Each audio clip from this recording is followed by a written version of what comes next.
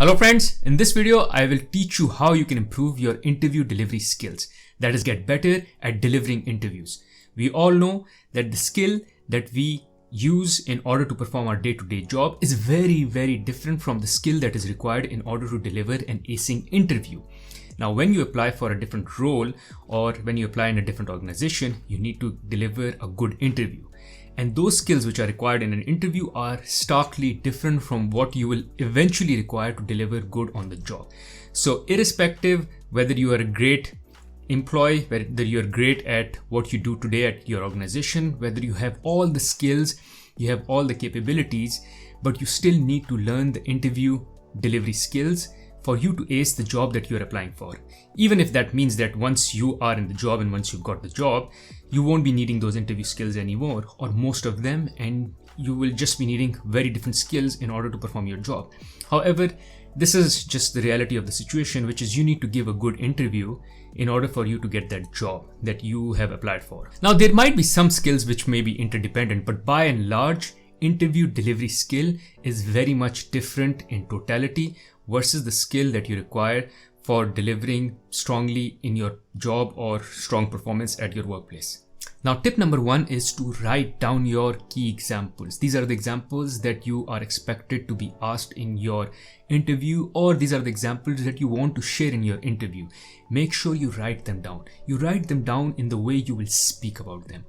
The benefit of writing is that once you write something down, you are able to put it in your long-term memory and you will be able to remember it. This is one. And second, when you write it down, you can put a structure to what you want to say. Except for just going in an interview and saying, I will just jog my memory and talk out of memory, then you will be all over the place. But once you write it down, that this was your particular achievement or particular highlight that you want to talk in your interview, make sure you write it down in terms of what is the context, what were the actions you took, and then what were the results. Once you write it down with that structure, you can speak with that structure as well.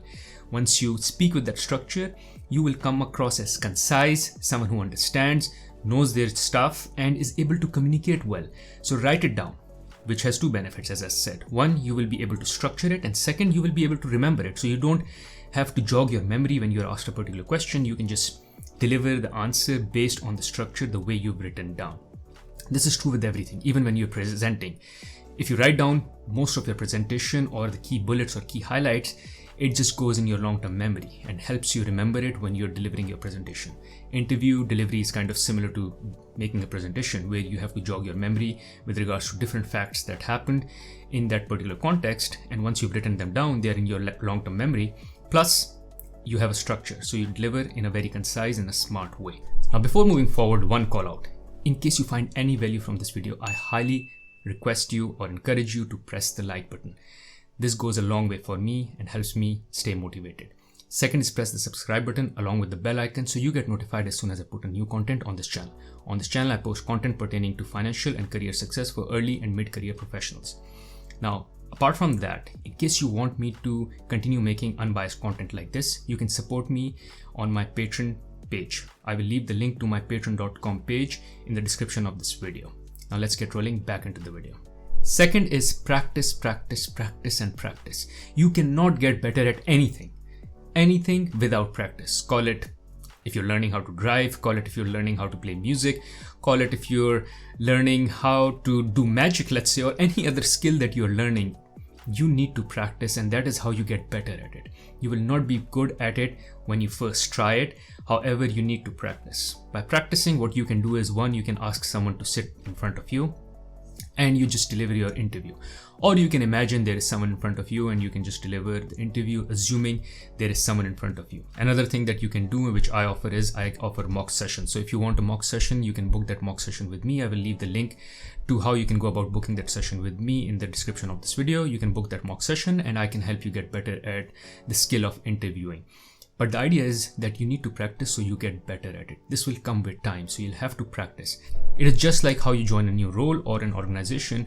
Initially, you are slow at whatever you are doing just because you're not in practice. It takes you a lot of time. But towards the end, when you're leaving that role or leaving that job or organization, you've practiced it so much that now you're more efficient and you're more smart with it, and you can do it in a shortest possible time in the most accurate manner just because you've practiced. So you have to practice to get better at the skill of interviewing.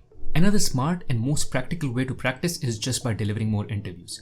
All you need to do is just apply for more jobs and hence deliver more interviews. Now, even if you don't get those jobs, it is fine. And that will happen. When first you're applying, you will get a lot of rejections, and that is just fine, just because you're getting better at the skill of interviewing. So take those rejections as an experience of you getting better, for you to be better and improved version of yourself for delivering those interviews, that by the time you get that right job, you're all trained, you're all ready, because you came through the process of delivering interviews, the interviews where you had rejections, or organizations where even if you were not very much serious or you didn't want them, it is still better to apply for those organizations and just go through the process, learn how it happens, get the experience, put yourself in there so you see how it happens. Like, talk to a person, talk to an interviewer, and let them evaluate you, see how you feel pressured, and see what are the things that you need to improve on. Again, as I'm saying, even if there are organizations for which you are not very hung up on, like you're not dying to go in that organization, however, if it gives you a chance of practicing your interview skills, just apply for it and go for an interview and give that interview. And especially if it is not high stake interview, you will do a good job. And once you start doing a good job, you will develop some confidence as well, because you'll feel that you're doing good. And hence, by the time you really go into a high stake interview, you will be very much prepared. So that is another smart and practical way of practicing. And that is why I highly recommend people I coach, which is to just keep applying and just keep going and showing up for the interview. Don't wait for that perfect job to come and only then you apply for it and then go for the interview. If you do that, the con is that you've not practiced enough. You've not failed enough for you to ace this particular important interview. So before you go for that important high stake interview job, make sure you've had some failures, which means make sure you've had some practice before that. Next is learning from others. Here the idea is search on the web, search on YouTube. I have a repository, a library of videos where I talk about how you can ace interview taking skills, how to be confident, so on and so forth. There are different topics around interview skills that I have on my channel. Check them out. Learn from others, learn from people who can advise you, who can coach you, and get better at the skill of interviewing just by learning from them. They may be sharing their experiences, they may be sharing experiences of others. This is something that I do as well, because I coach so many people to get better at interview skills. I get a lot of this information from them, and then I am able to share that information with others, which is what kind of mistakes others have made and how you can avoid those mistakes. So learn from others. One, as I said, resource is my channel, so you can check it out, but I'm sure there are all other channels as well, many other channels as well on YouTube, and many other blogs as well, which you can kind of Google and see and read them to see what others have done, what others are advising, what are the coaches saying, and kind of learn from them whatever applies for you. Another piece which is very important to get better at the interview taking skill is record yourself. Just like asking someone to sit down and take a mock session with you, another good advice is, if you don't want to do a mock session with someone else, is take a camera, take your phone and just record yourself. See how you deliver the interview and then play back and see what mistakes you did and how you can get better at it. This is just another smart way of practicing and seeing yourself delivering that interview. Another piece on the similar lines that I advise is, even if you are in a real interview, try to record it on your phone with the voice, just the voice of the interview. Like, you won't be able to record the video, but it's still easy to record the voice using your phone. There are many apps for voice recording that you can use on your phone. The idea here is that once you've delivered the interview, a real-time interview, you can go back and play that voice and see what are the things that the interviewer was saying, what are the things that you were saying, and if you said them in the right way, if you covered everything. Reflect back on your notes, what you've written down, and make sure that all that you had written down, the key points, the key highlights were covered by you. And if not, then train yourself to get better at it. So the idea here is to record yourself out of practice, and even when you are in an interview, try to record the voice at least, because it would not be okay to record the video, or don't ask the interviewer if you can record the interview, because probably they'll say no. The best guess is, or the best idea is, you can just record it using your phone and then delete it, because this is for your learning purposes. So it's kind of you recording to see how you delivered and how you can get better. Another benefit of this is, for instance, if you are in a hiring process and there are like 3 interviews in the hiring process, if you record the first one when you're delivering, it will be easy for you to deliver the second and third one in a better way, because now you know what the organization is looking for. You can go back to the notes and see what the interviewer was saying, what were they looking for, what were the kind of questions they were asking, because most probably those are the kind of questions which will be repeated in interview number 2 and 3. So it's another smart way to learn from the first interview so you can improve in the second and the third interview for the same interview process or the same organization that you've applied for. Now, some of you may feel not comfortable recording the interview, and that is fine. I highly recommend you record it and then you can just simply delete it. It is for your learning purposes. If you're delivering an interview, it is important that you learn from it as well. Especially when I say it's okay to fail. It's okay to fail multiple interviews as long as you're learning and getting better.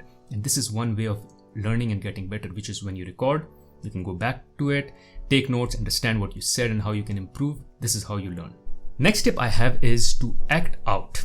Now, what I mean act out is, this is kind of the trick I use, which is when I am not feeling confident, I try to act out as if I'm someone who is confident. It's just like going on a stage and acting. Here, the idea is I don't try to be myself, because if I try to be myself, I'm very nervous, I'm not confident. So what I try to do is I try to be someone who's confident. So I tell myself, I meditate for couple of minutes before going in the interview, and then I tell myself for the next 1 hour I'm this person who is just confident, and who's smart, and who is more elegant, and who is more outspoken, and who is in control. So think of someone that is there in your mind who behaves like this, maybe someone at your workplace, maybe someone you idolize, and try to copy them. It could be your manager, it could be someone in your organization or key stakeholder who you really idolize in terms of how they speak, how they're in control, and how they're confident. Just copy them, just act them out as if you are in a movie and trying to play their character. Just do that. This is kind of a hack which works for me. I find someone in the organization which I feel like this is the person I feel who is very articulate, who comes across as very intelligent, confident, and how about I just act them out. So try doing that, and it may be something that may also help you like it helps me. Last but not the least, make sure that you memorize the first part of the interview. And usually the first part of the interview is your introduction. So either they may be asking you to please introduce yourself, tell me about yourself, or maybe you can take the first minute to say, is it okay if I introduce myself? And then we can move into questions and answers. Now, if you memorize how you will deliver your introduction and you deliver it with perfection. Imagine for those 5 minutes when you're introducing yourself, you speak with perfection. Now suddenly you've established the interview at a very high note, like you've really impressed the interviewer, and also you feel confident because you did such a great job that you feel that you can just ace this interview because you are in control, you did a great job, the interviewer is smiling and nodding and is appreciating. This is all you need. Now once the confidence is high in the first 5 minutes, you can bank on that confidence and swipe the rest of the interview. Now on tell me about yourself or on introduction question, I have a separate video made where I talk about how you should go about acing this question. You can check out that video and I will leave the link to that video here. Essentially the idea is you memorize that first 5 minutes of your delivery for an interview, because if you deliver it out of confidence, with a good performance, you will rock the rest of the interview. It will just take you on a high note. Thank you for watching this video. Hopefully this video was helpful for you to be now able to train yourself at getting better when delivering an interview. So this is how you will improve, and these are the tips that you can use to improve.